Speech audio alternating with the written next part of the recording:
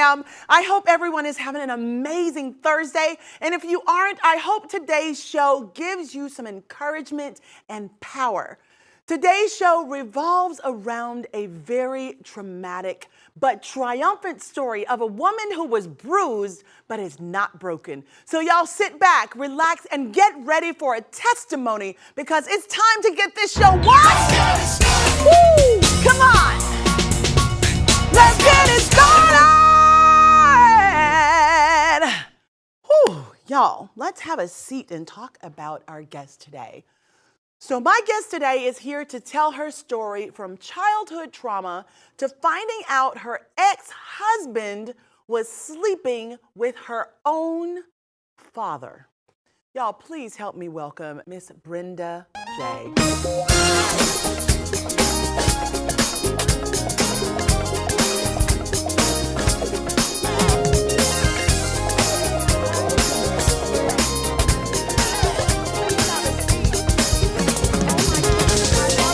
Fragrance you have on. Thank you. You're welcome. You're welcome.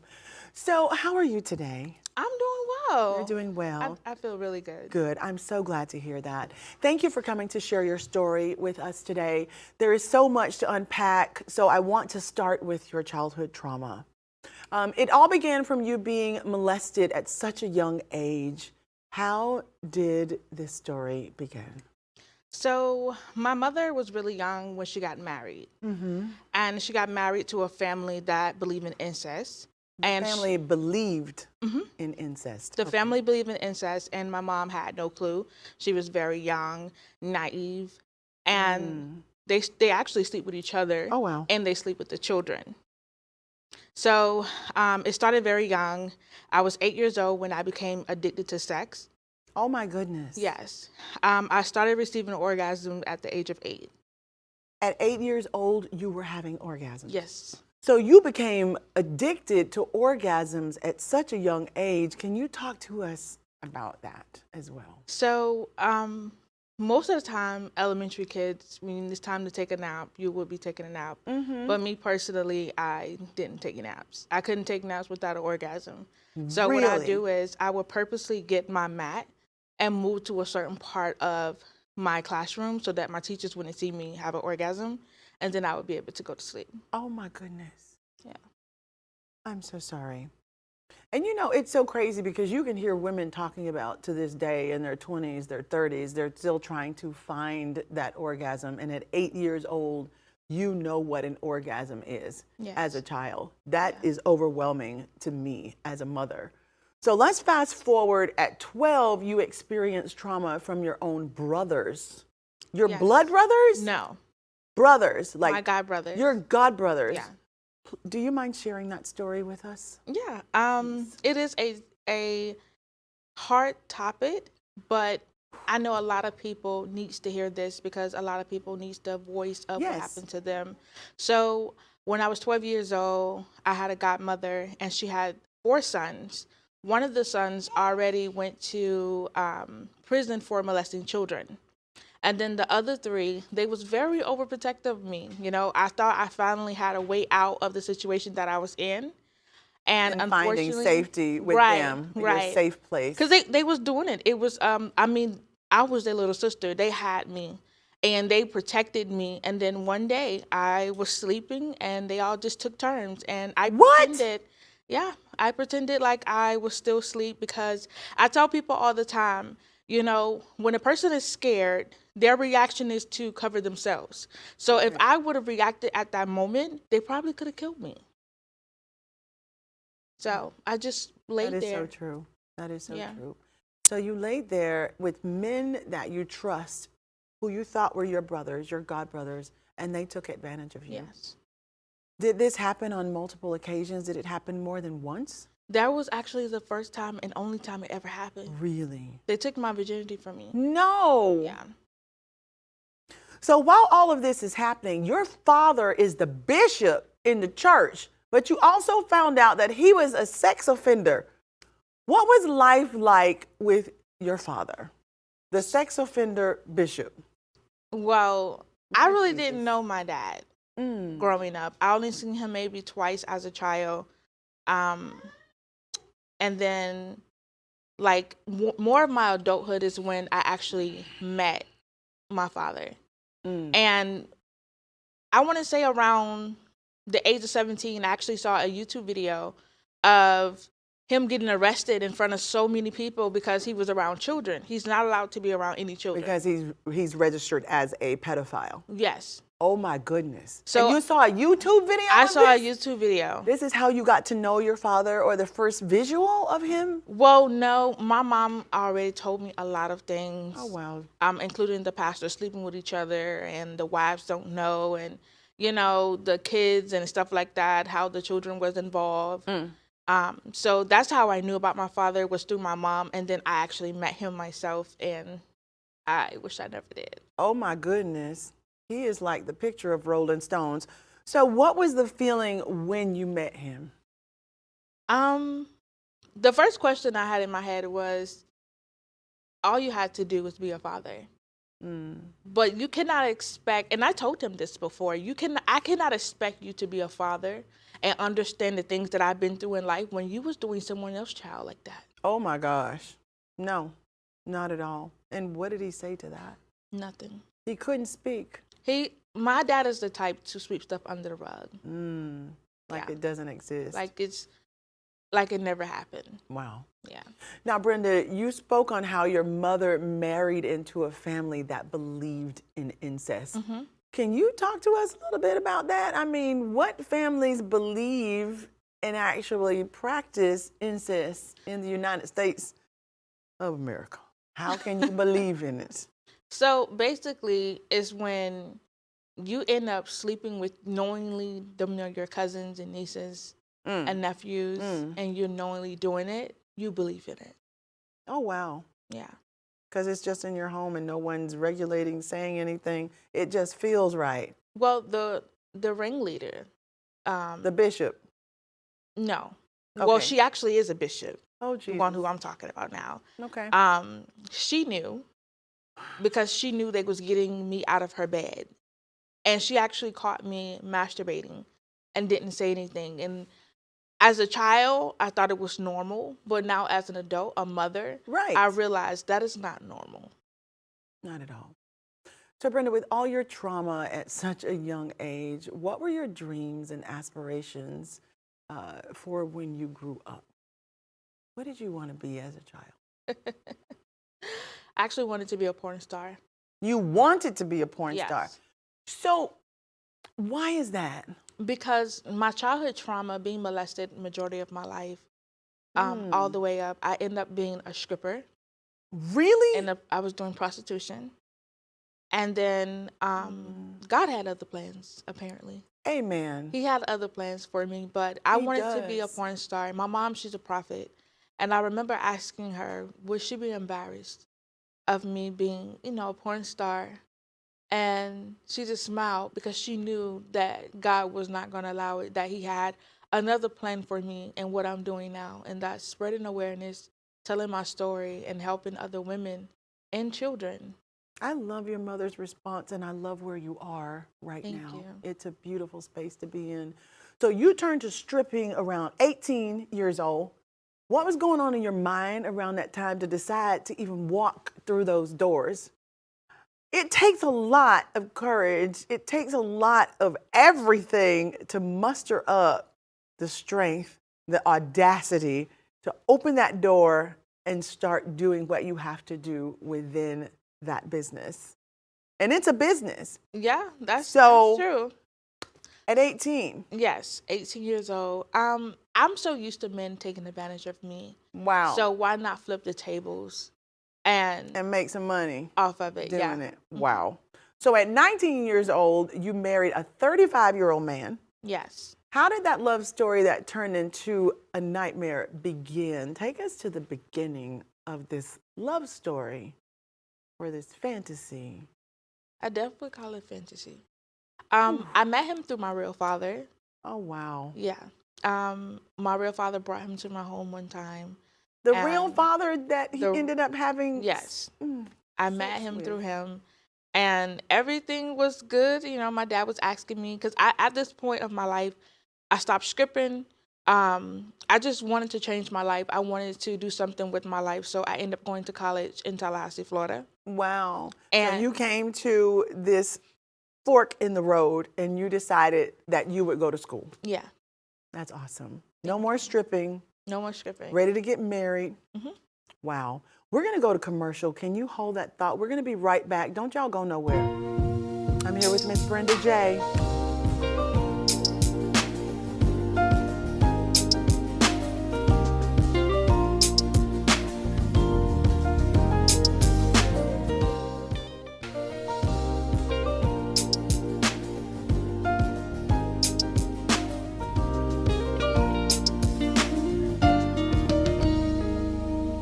Hello and welcome back to the Sasandra Show. I am here with Brenda J, and she is sharing her story with us. And I'd like to go back to the question that I'd ask you right before our commercial break, Brenda. At 19 years old, you got married, and you married a 35-year-old man. You said that that experience was not the love story that you thought it would be. It actually turned into a fantasy. Yeah. Could you please expound on that? So I met my ex-husband through my real father. And before that happened, a prophet told me, she said, Brenda, there's a man that's going to come to your house and he means you no good. And I was, at the time, I'm young and I think I know everything. And I'm just like, well, I don't talk to no one here. I don't know nobody here in Tallahassee, Florida. So my ex-husband walked through my door a couple of days later. And he was helping my sister with a TV that my dad brought her. And me and my dad were sitting in the living room talking and laughing. And he was asking me about college and stuff like that. And then the second time I met him was Thanksgiving. He didn't have any family in Tallahassee, Florida. And I didn't really know too many people. So we started talking, you know, at Thanksgiving dinner. And we was laughing and stuff like that. And I gave him my messenger. And we was just texting back and forth until the point we got on the phone. And it felt like a high school thing where you sleep on the phone all night. Really? Yeah. So that's how I met him. That's how you met him. And then the nightmares started. Yeah.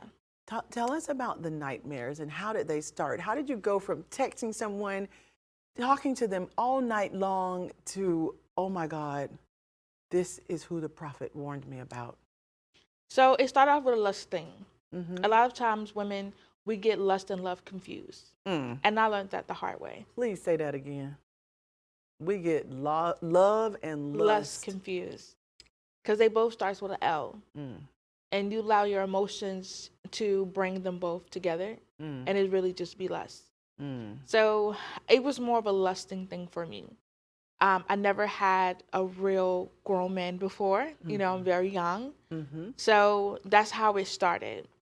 And then down the line, we started getting closer and closer to the point that he was staying the night.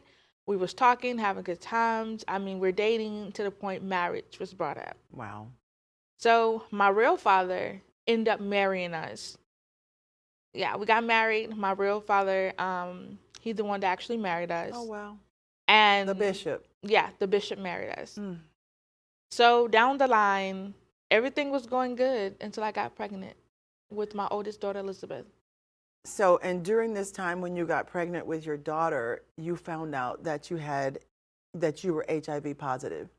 So I didn't find out about being HIV positive until after. After she was born? No, after I left him. Oh my God, really? Yeah. So the nightmares didn't end there. Something shocking happened between your father and your ex-husband. Yes. Please tell us. So it How? was one night. And this is the father that married y'all. Yes. So it was one night I was going through his phone. And normally I'm not the type to go through phones. I don't believe in going through phones. I believe if you're going through phones, you're looking for something to be hurt. And you'll find it. Right. So I was just going through his phone and I noticed something different about this picture. And the picture that I saw was someone backside. And I knew it was my father. No! Yeah. That's how I found out. Yeah. Did you say something to him? Did he come forward? I woke up, like, I mean, literally, like, this is me, like, being sneaky. And I was up at this point. After seeing that, I was like, oh. Fully woke. And in then every way. I just started swinging. Oh. Yeah. Yeah. What did he say? He just kept denying it, you know, but he knew I knew. And he didn't own up to it until last year.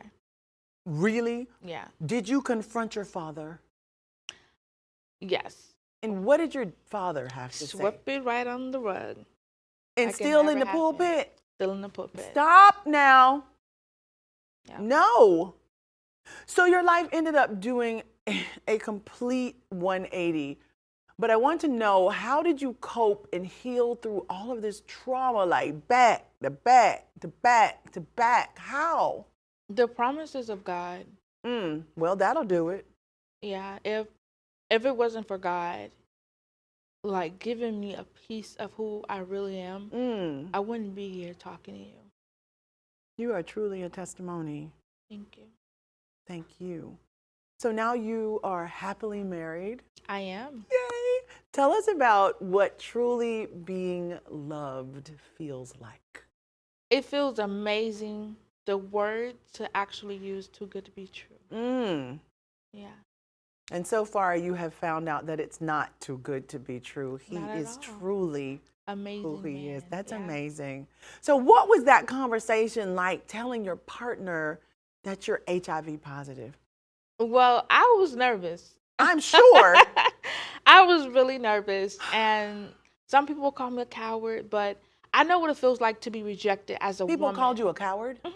Why? Because the way I told my husband, I told him over the phone instead of face to face. That's because a lot of people don't understand, as HIV women, it's hard, especially if you wasn't born with HIV. You now went from not having to tell someone that you have that you're HIV positive versus having to tell someone you're actually HIV positive. So I know what it feels like to be rejected before, and it hurts. Yes. It hurts. You're already being reminded by taking the medicine every morning. Yes. Or every night. Yes. So I told my husband over the phone, and I said, hi, before this get any more, I am HIV positive, and this is how I got it. Wow. And his response was, okay. Really? That's it. I love that. That's it. That's beautiful.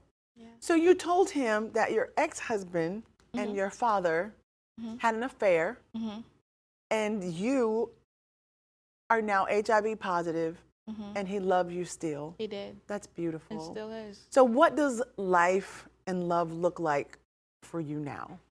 Now me and my husband do have a daughter together. Really? When Congratulations. my husband came into my life, I already had 2 children.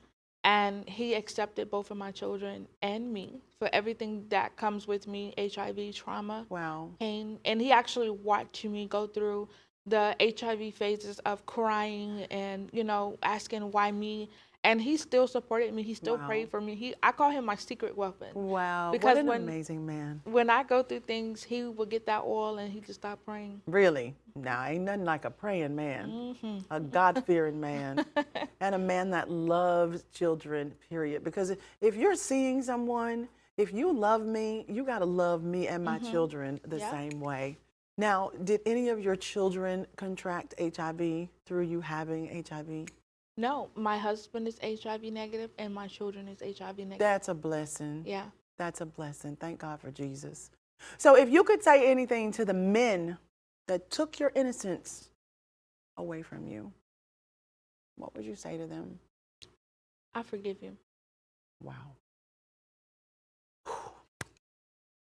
Thank you so much for joining me. Thank you for having me. Thank y'all for joining us today. We're going to say goodbye for now. God bless you, and until next time, don't forget, y'all know what to do.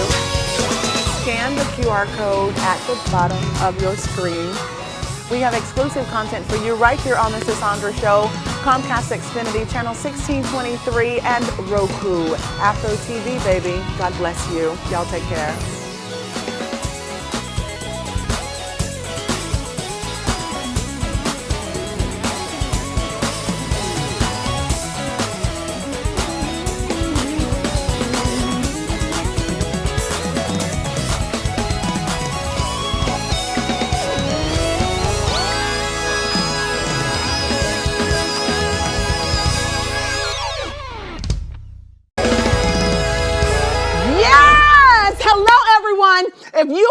work, at home, y'all drop everything and tune in because it's time for the Cisanda Show! Yeah. Listen, I'm just kidding. Don't y'all get fired. Don't drop everything at work. Listen, speaking of fired, y'all